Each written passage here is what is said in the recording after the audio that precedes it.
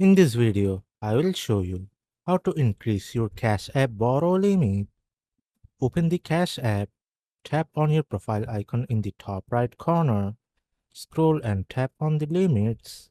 Here, you will see an option to access higher limits. To proceed, Cash App will ask you to verify your identity.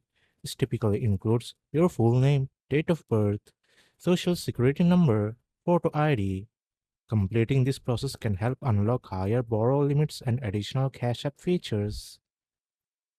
Another method of increasing borrow limits is to regularly use Cash App for sending, receiving, and spending money. Over time, consistent usage builds trust and may automatically increase your borrow limit. In the Cash App, go back to your profile settings, tap on Support, then choose Chat. Ask the support team if you are eligible for a borrow limit increase. A representative will review your account and guide you through any next step.